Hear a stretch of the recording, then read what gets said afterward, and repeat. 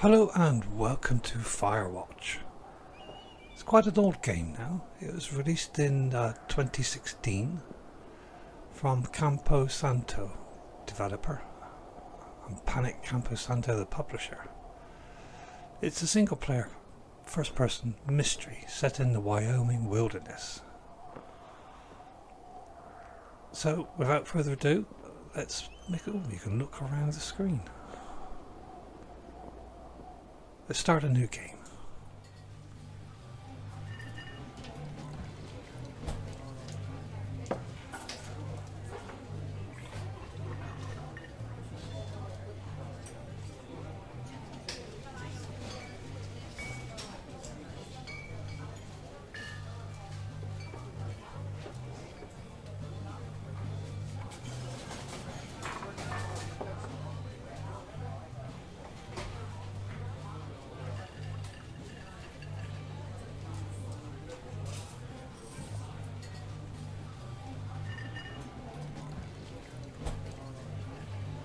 You see Julia.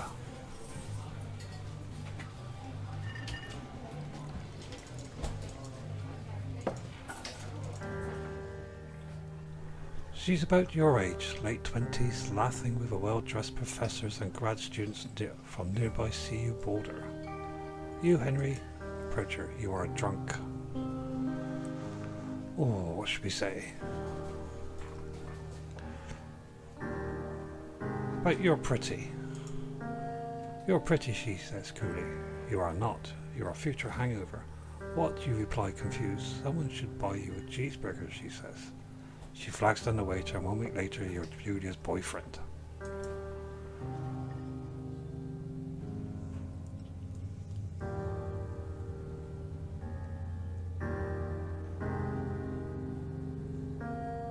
Oh, looks like a bit of a tutorial. Okay, so what am I supposed to do here? There's only two things in the room. One's a backpack. Pick that up. Cool.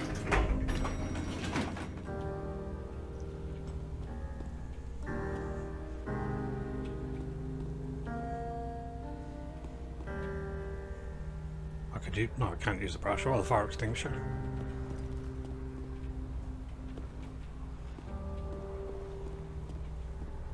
Well, this game is as much as a mystery to me as it is to you.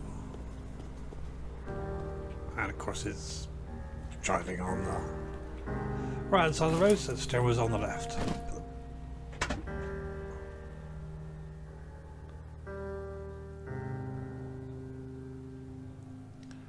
You date for over a year. She drives you absolutely nuts. It's great. You move in. You share an apartment near the school with a view of the mountains. You two drink beers out on the deck. You drink beer just about anywhere. Life is good. Julia wants to get a dog. Okay. There's a scruffy, undersized beagle. Julia is in love. She wants to bring it with her to class. There's also an intimidating but gentle-eyed German shepherd. Nothing bad could happen to Judah while walking his dog. It's badass. Well, we got a choice here. You adopt the shepherd or you pick up the beagle. She loves the beagle, so let's do that. Bucket's a good dog. And a week later you've totally forgot about the other one. Judah loves him. You love him too. 1979. You talk out on the deck. It's summer, 9:30 p.m. and the heat still radiates from off of the high desert. What do you think about kids? She asks. Kids, they're not very smart or good at much. I'm saying if you and I have a couple of little idiots. She obviously wants them, so why not? In that case, we should probably get married. Yeah, I would like that, you say. These kids are going to be screwed up enough. It's probably the best that their parents are hitched. You say she's absolutely right.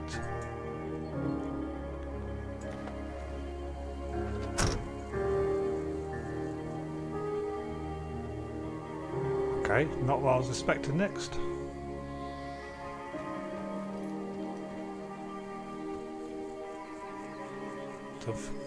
Don't forget to check in. You're in our county. Learn to live with bears. Bears?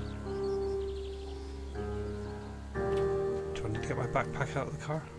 I presume I've already got it.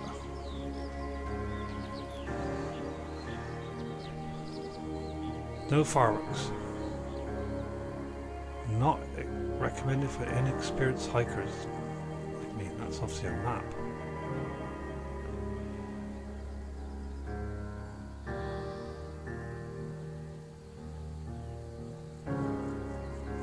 No idea where we are on that map. It doesn't say you are here with a big arrow, which would be helpful. There's obviously a path. For an old game, it does look quite pretty.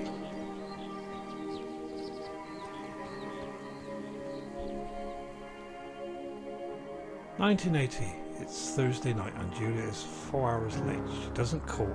You're worried and get in her anger by the minute. She walks in after you've gone to bed. She's not quite drunk, but she's clearly been having a fun time. You fight when she gets between the sheets.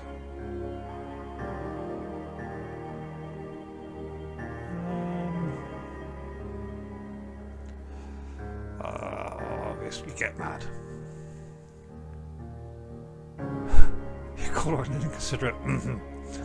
She tells you to yourself and not to be such a baby. You call her selfish. She knows you mean it and it hurts her feelings. Oh. Perhaps I should have ignored her.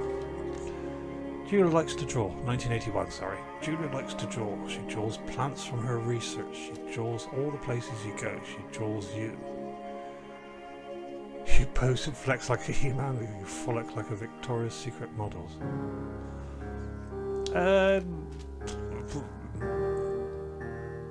Well, the left-hand choice last time seemed to be wrong, so let's go to the right-hand choice. I'm not sure I agree with that, but anyway.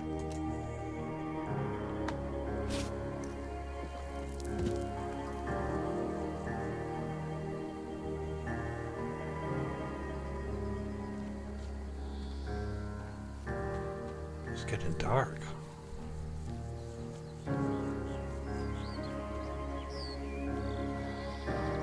Out there, no bears. I'm not equipped to deal with a bear.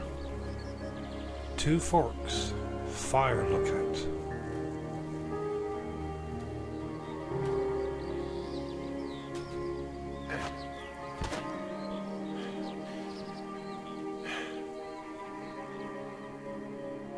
(1982) During the summers, you and Julia enjoy walking bucket at night.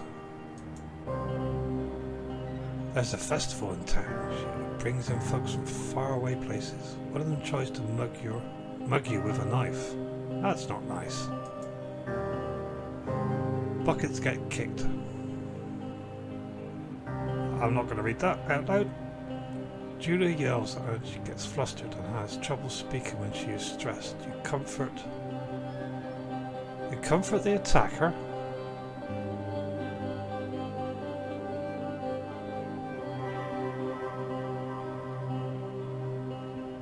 Scare him away. Reach into your pocket like you've got a gun and threaten to kill him.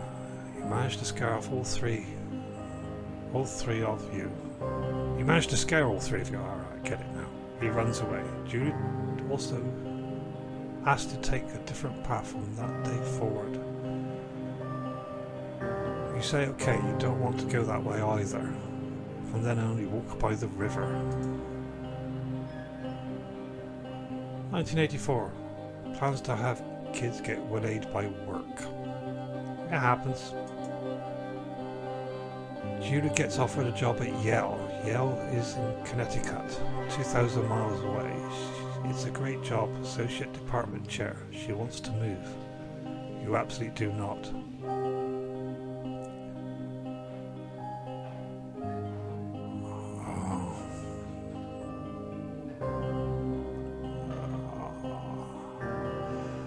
I would like personally to convince my partner not to take a job if that's really what she wants. So that leaves a grieve. She commutes back and forth.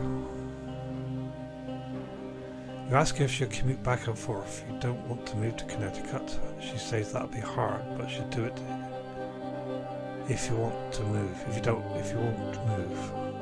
You tell her not to pass it up if it's what she wants. It's hard to read today. She agrees. She flies back to Boulder 3 times each semester. 1985, Julia is sent home from Yale on paid leave after having an episode. She lost it on a colleague for borrowing books that were important to her research. She didn't remember she had happily loaned them to him just 2 days prior. Oh dear, doesn't sound good. She was found crying in the stairwell.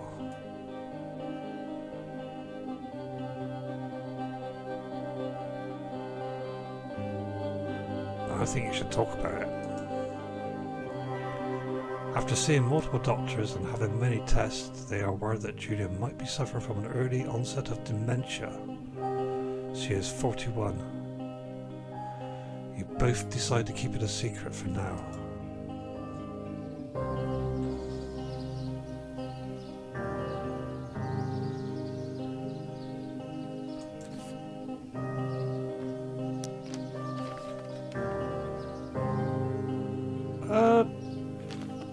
Not sure I want to see that image.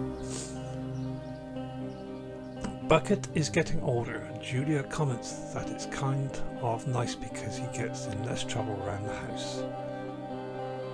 A week later she goes back to the university.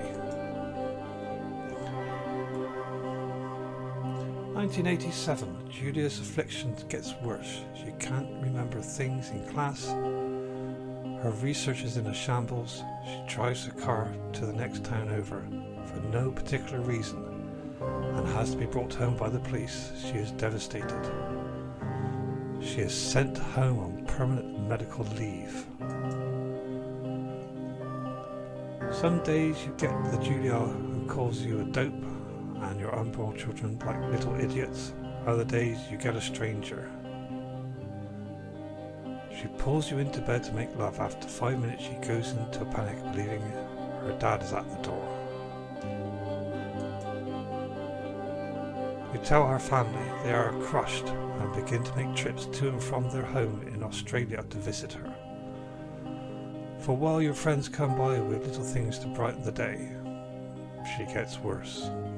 I don't like where this is going. 1988. You spend your days following Julia around the house. You count the seconds between the 2 weekly visits from Daniel, the nurse. He suggests that Julia could live somewhere else, somewhere with 24-hour care, a home. It sits with you for a couple of months.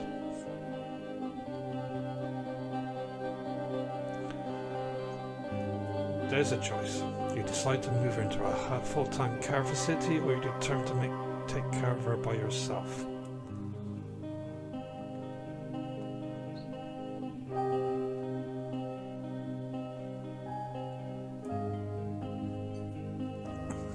Which would you do? If you loved her,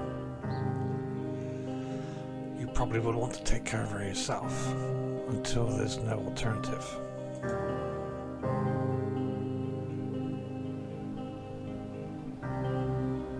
But would you? Or would you do the best thing for her if that is to put her into a home? This way, I presume.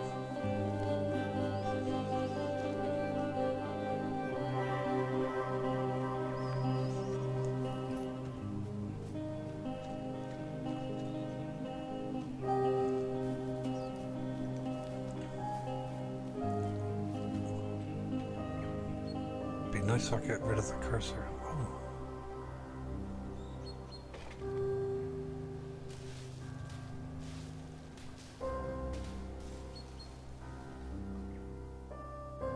It is impossibly hard.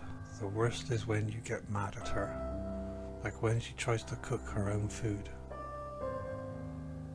You can't do anything without her, and she can't do anything without you. This is turning out quite sad.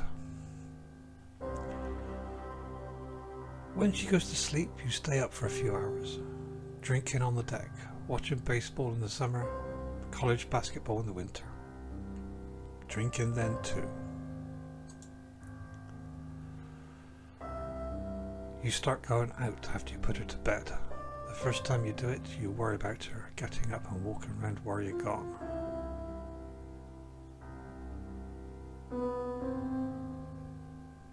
I wouldn't like to do that in case there's any emergency. So you've got to trust that she sleeps like a rock. It's my personal opinion. Whether you agree with that or not is up to you. Go to the same bar at the boring end of Pearl Street. It's nice there. Over time you tell Sheila, the bartender, everything. It's a huge weight off. You're home and in bed by 1 AM a couple of nights a week. You look forward to those nights. I can imagine you would do. It's probably quite a relief. They're ready to talk about it to somebody.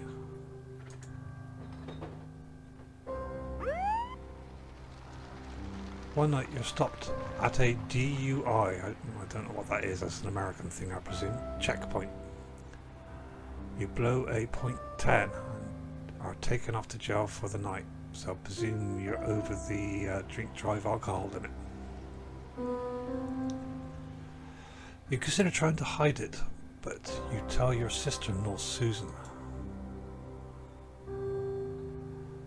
Julia's parents take the next plane from Australia. They can't believe the state your house is in. They tell you Julia is coming to live with them. You don't argue. You say you'll visit soon. A few weeks go by. Summer is coming and you see an ad in the paper for a job.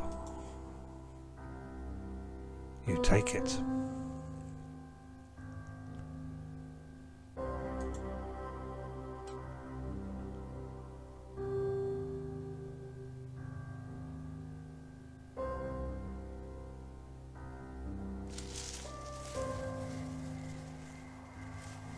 Enter the lookout tower. So I guess this is the job. To get away from the stresses and strains of it, you go to the wilderness.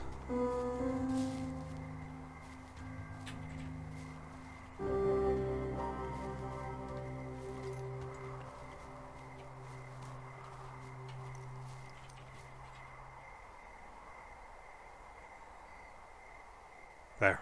I've hidden the cursor. Whether that's a good idea or a bad idea, we'll find out.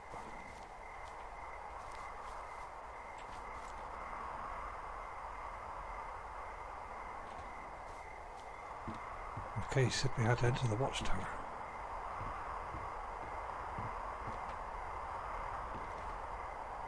Looks like an outhouse over there.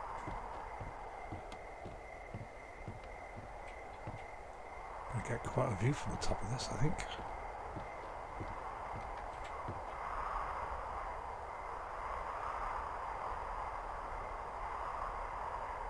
Gas canisters.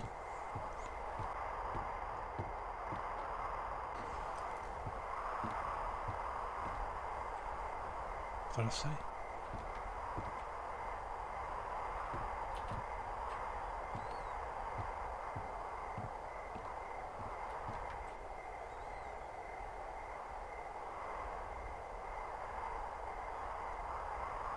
A thoroughfare lookout.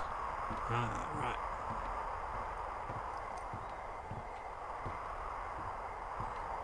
Right, it said enter the door, didn't it? Enter the lookout. Turn on the power.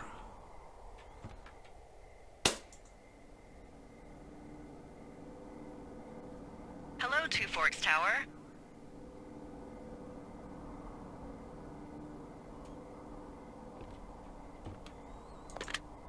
Forex Tower, this is Thoroughfare Tower. Come in.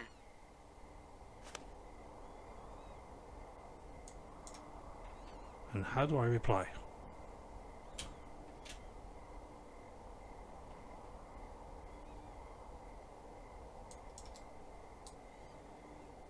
How do I reply?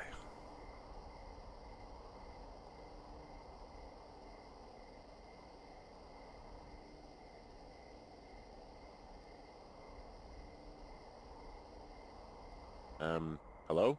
Whoever this is? It's Henry, right? Yeah. I'm Delilah. Yeah, that's what the guy said on the phone. So, what's wrong with you? Excuse me? People take this job to get away from something. So what's wrong? What's wrong with you? That's a great idea. Go ahead. Look, I just hiked for 2 days, so I don't really follow whatever it is you're doing right now. You take a stab at what's wrong with me. Fine, then can I... sleep? Forever? Sure, buddy. Okay, now go ahead.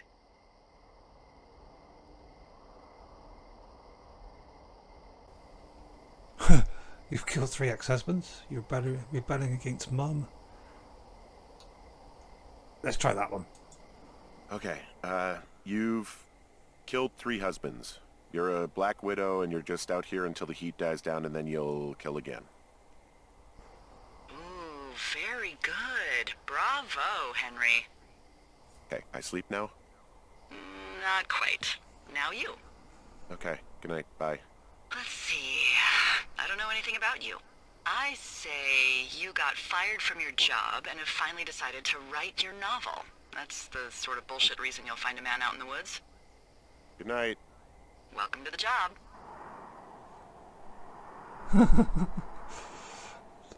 Day 1. Good morning, Henry. Well, I guess good afternoon. You probably slept like a rock. Anyway, there's still a few hours of daylight to get some work in. I can see you at your desk, so call me when you're ready.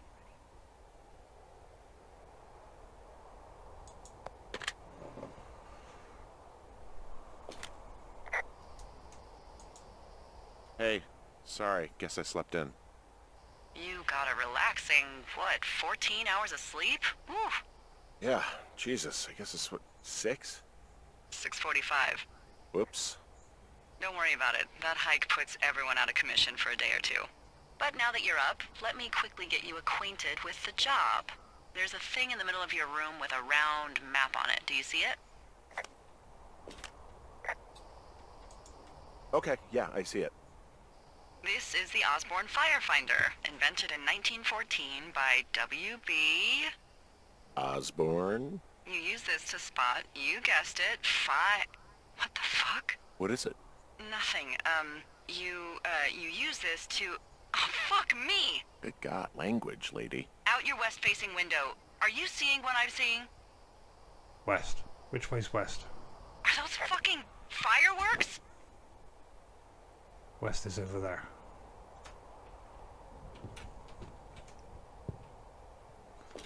I need you to confirm. Do you see them? Whoa, that's not legal, right? No. You need to get down there right now and stop them. Fire danger is through the fucking roof. Is that really my job? Your job is whatever I say it is. Look, the closest ranger is like 2 days away. Go down there and set them straight.